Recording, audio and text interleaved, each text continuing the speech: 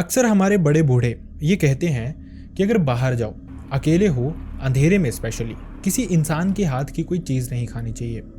इसको वो उससे रिलेट करते हैं कि वो इंसान इस चीज़ में कुछ भी मिला सकता है जिससे आप बेहोश हो सकते हैं, आपकी जान जा सकती है और सामने वाला इंसान आपको लूट सकता है। लेकिन इसका एक और बहुत भयानक डार्क सीक्रेट भी है।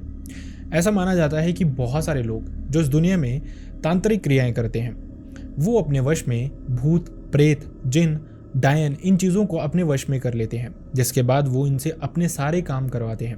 लेकिन जब ये चीज़ें ही उन्हीं लोगों को परेशान करना शुरू कर देती हैं तो वो अक्सर इन चीज़ों को ट्रांसफ़र करने के लिए देखते हैं किसी इंसान पे, जो इंसान उनके हाथ से कुछ मीठा खा ले, जो इंसान दुखी हो, जो इंसान अकेला हो। ऐसे लोगों को ही टारगेट किया जाता है। और अगर आपको ये चीज़ें मजाक लग रही हैं तो आज का इंसिडेंट आपको ऐसी ही एक सच्चाई बताने वाला है, जिसमें एक इंसान जो कि अपने ऊपर से एक बला को टाल देता है लेकिन किसी दूसरे इंसान पे दे देता है, जिससे वो कुछ बहुत भयानक भुगतता है। तो चलिए शुरू करते हैं।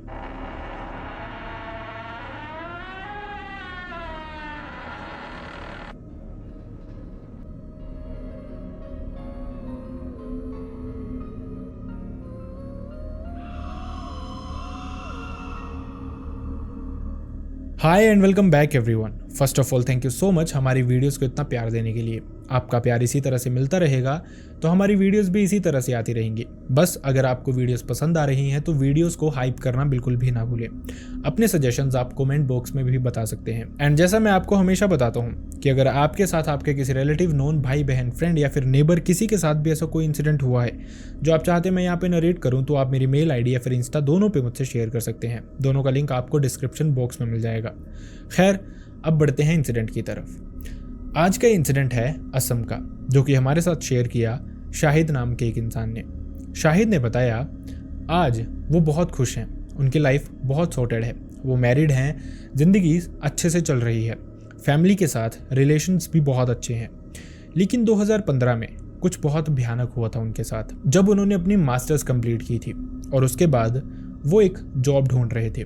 आजकल प्राइवेट, गवर्नमेंट सेक्टर्स में बहुत सारी अपॉर्चुनिटीज़ हैं, लेकिन उस समय बहुत कम अपॉर्चुनिटीज़ हुआ करती थी, जिसके चलते लोगों को बहुत धक्का मुक्की करनी पड़ती थी जॉब्स लेने के लिए, एक अच्छी अपनी क्वालिफिकेशन के हिसाब से जॉब लेने के लिए स्पेशली।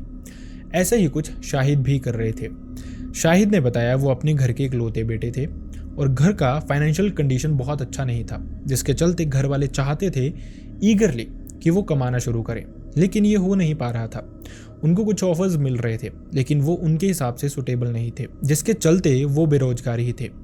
लाइफ चल रही थी लेकिन शाहिद के लिए ये ज़िंदगी काटना मुश्किल हो गई थी, क्योंकि घर वाले अक्सर उसको ताने देते रहते थे। इनफैक्ट शाहिद को अपने घर पे खाना खाने से भी शर्म आती थी। उसको लगता था पता नहीं कब कौन इंसान क्या टोंट मार देगा। कभी कभार उसको अपनी ही सेल्फ रिस्पेक्ट के लिए ये चीज़ें अच्छी नहीं लगती थी।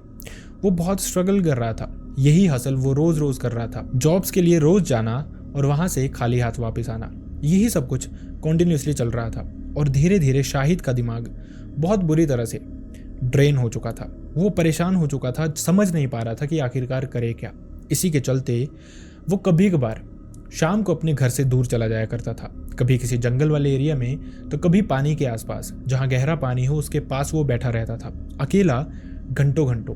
उसका कोई दोस्त नहीं था, अकेले रहना ही उसको पसंद था और इस तरह से वो अपने दिमाग को थोड़ा शांत करता था, एक होप के साथ कि कल कुछ अच्छा होगा। लेकिन ये अच्छा हो नहीं रहा था। इसी तरह से ये सब कुछ चलता रहता है। घर वाले भी उसको नहीं पूछते थे कि आखिरकार वो शाम को कहाँ आता है और अंधेरा होने के बाद कहाँ से लौटता है। इसी तरह का दिन था जब शाहिद के हाथ कुछ भी नहीं लगता तो वो सोचता है कि वो अपनी ज़िंदगी ख़त्म कर देगा। इसी के चलते वो पानी के किनारे जाता है, वहाँ पे जाके शाम को बैठ जाता है। वेट कर रहा था कि थोड़ा अंधेरा होगा, जिसके बाद वो पानी में कूद जाएगा और उसके बाद वो अपनी जान दे देगा, क्योंकि उसको तैरना भी नहीं आता था और अंधेरा होने के बाद वहाँ पे कोई होगा भी नहीं जो उसको देख सके, उसको बचा सके। इसी तरह से शाम ढलने लगती है, लगभग थोड़ा थोड़ा अंधेरा होने लग पड़ता है। शाहिद वही सोचता है जो वो करने आया था। वो उठता है, अभी वो पानी में छलांग लगाने ही वाला था कि उसके साथ कुछ बहुत अजीब होता है। उसको पीछे से एक आवाज़ सुनाई देती है। ये आवाज़ थी एक मौलवी की, जो कि उसको ये कहता है कि रुक जाओ, ये तुम्हारी डेस्टिनी नहीं है, तुम इसके लिए इस दुनिया में नहीं आए थे, तुमने बहुत कुछ देखना है, तुम्हारी लाइफ सॉर्टेड होने वाली है और ये मैं बहुत अच्छे से जानता हूँ। शाहिद समझ गया था कि ये इंसान कोई नॉर्मल इंसान नहीं हो सकता। मतलब कि अगर वो इतना कुछ शाहिद के बारे में जानता है कि वो किस चीज़ से फ्रस्ट्रेटेड है या फिर वो किन चीज़ों से सफ़र कर रहा है और क्यों वो इस समय जैसे ही शायद जंप लगाने वाला था उसी समय वहाँ पे आया था, वो समझ गया था ये कोई अल्लाह का बंदा है या फिर उसकी हेल्प करने ही आया है। इसी के चलते शाहिद उसकी बातें सुनना शुरू कर देता है। धीरे धीरे वो शाहिद के करीब आता है और उसको खाने के लिए कुछ देता है, ये कहते हुए कि तुम ये खाओ, सब कुछ ठीक हो जाएगा। शाहिद ने बताया बेसिकली ये जो चीज़ थी सामने से, ये एक पत्ते के अंदर लिपटी हुई थी, जैसे पान होता है बिल्कुल उसी तरह से। शाहिद ने सोचा कि क्या ही बुरा हो जाएगा, वो वैसे भी मरने आया था, लाइफ से वो वैसे ही हार चुका है, इससे बुरा उसके साथ क्या ही हो सकता है। उसने भी बिना सोचे ये खा लिया। उसने बताया इसका टेस्ट भी एकदम पान जैसा ही था, जिसके बाद शाहिद को ऐसा लग रहा था शायद ये अल्लाह का ही बंदा है और ये अल्लाह की तरफ से ही किसी तरह से उसके लिए कोई चीज़ आई है जिससे उसको आशीर्वाद मिलेगा, कुछ इस तरह की चीज़ें मिलेंगी जिससे उसको वो स्ट्रेंथ मिलेगी जिसकी मदद से वो लाइफ में सक्सीड करेगा। वो ये खाता है और उसके बाद अपने घर की तरफ चला जाता है बहुत होप्स लेके। शाहिद ने बताया इसके बाद वो अगले दिन से फिर से उसी काम में जुट जाता है, जिसके बाद धीरे धीरे वक्त बीतता है, लेकिन एक हफ्ते के अंदर ही उसको एक बहुत अच्छी जॉब लग जाती है। वो समझ पा रहा था कि ये चीज़ें शायद उसी सबसे रिलेटेड है, उसी का आशीर्वाद है, उसी के थ्रू ये सब कुछ हो रहा है, लेकिन वो जानता नहीं था जो अच्छा उसके साथ होना शुरू हुआ है वो उसको कितने बुरे की तरफ लेके जा रहा है और वो आगे क्या क्या सफ़र करने वाला है। खैर थोड़ा समय और बीतता है। शाहिद के लिए सब कुछ अच्छा जा रहा था, एक अच्छी जॉब मिल गई थी, घर वाले खुश थे, फाइनेंशियल कंडीशन भी सुधर रही थी, लेकिन फिर भी इंटरनली वो खुश नहीं हो पा रहा था। कुछ तो था जो कि उसको नाराज़ ही रख रहा था। शाहिद ने बताया कि धीरे धीरे उसको ऐसा लगना भी शुरू हो गया था कि कोई उसकी एनर्जी को ड्रेन करता रहता है, उसको अंदर से खोखला बना रहा है। उसको हमेशा ऐसे लगता था कोई उस पर नज़र रखे हुए है, कोई उसके साथ हमेशा ही चलता है। स्पेशली रात को जब वो सोने की कोशिश करता था उसको ऐसे लगता था कि उसको कोई घूरता रहता है। ये जो चीज़ें थी ये धीरे धीरे उसको बहुत परेशान कर रही थी।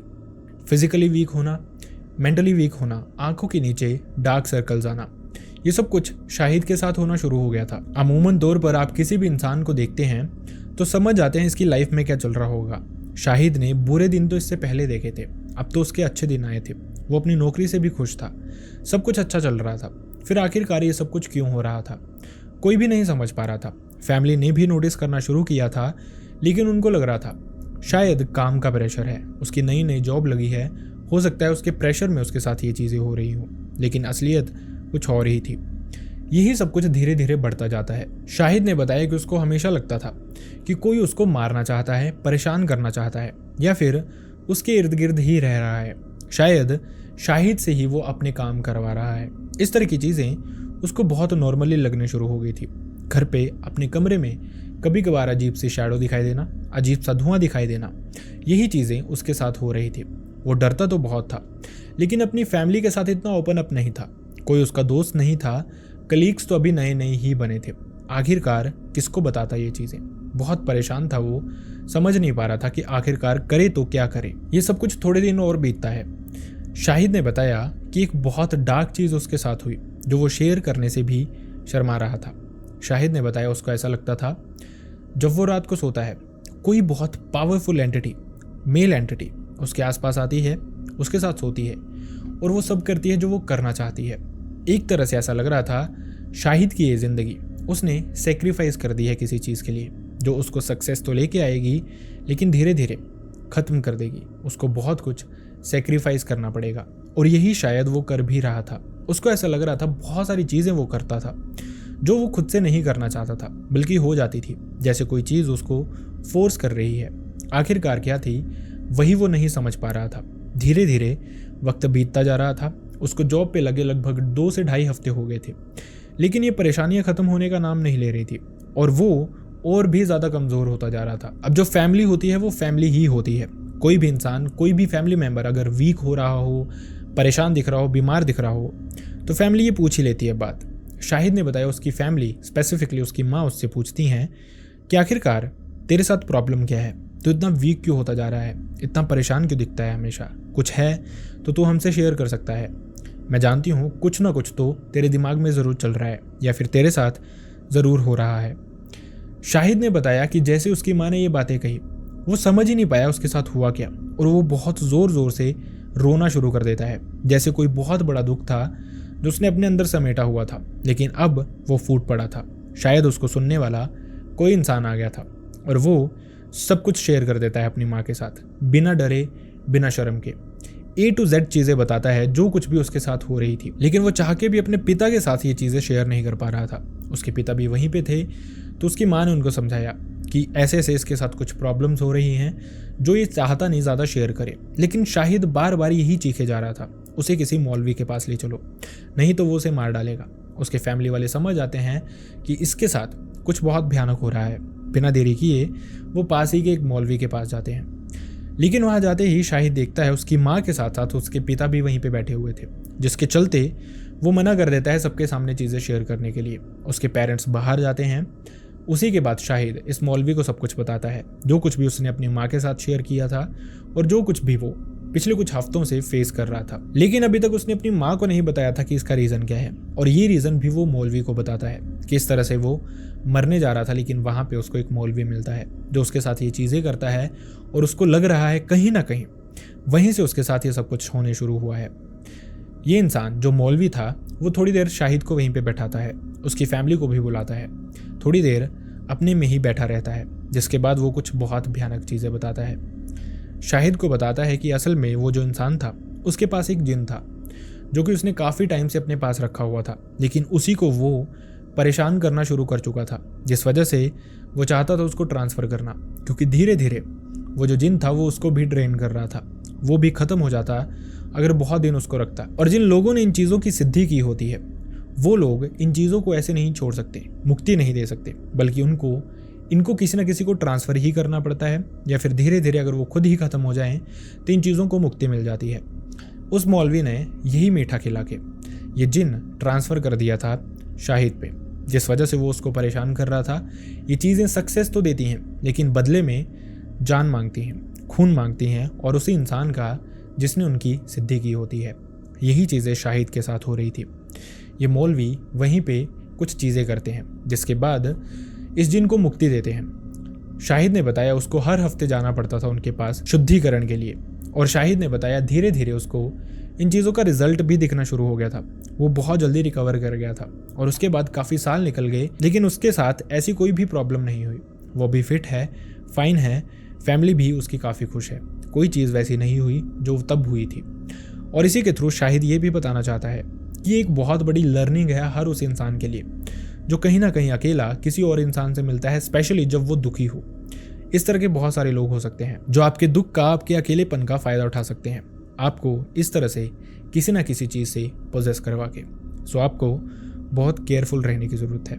आई रियली होप आपको इस इंसिडेंट से कुछ सीखने को मिला हो, एंड आई रियली होप आपको ये वीडियो पसंद भी आया हो। अगर वीडियो पसंद आया तो वीडियो को लाइक करना ना भूलें, चैनल को सब्सक्राइब करना ना भूलें, एंड हाइप करना तो वीडियो को बिल्कुल भी ना भूलें। अपने सजेशंस आप कमेंट बॉक्स में बता सकते हैं, और कोई ऐसा इंसिडेंट अगर आप चाहते हैं शेयर करना तो मेल आईडी या फिर इंस्टाग्राम दोनों पे शेयर कर सकते हैं। दोनों के लिंक आपको डिस्क्रिप्शन बॉक्स में मिल जाएंगे। So see you next time in the next video. Bye bye.